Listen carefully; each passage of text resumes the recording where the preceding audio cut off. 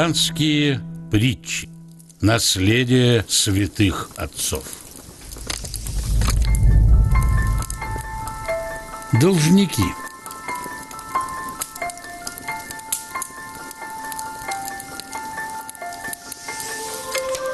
Ездили по Сибири в древности купцы.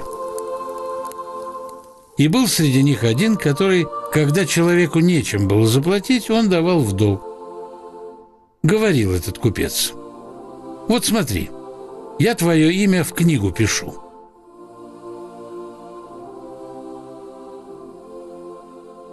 В следующий раз я приеду и возьму с тебя долг. Ежели в следующий его приезд у должника тоже нечем было платить, купец говорил так: ну хорошо, сейчас я с тебя ничего не возьму, но смотри, я напротив твоего имени в книге крестик ставлю, так что я ничего не забыл, и в следующий раз обязательно взыщу с тебя долг.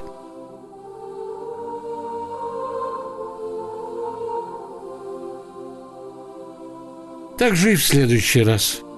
Если у должника не было денег, купец ставил еще один крестик.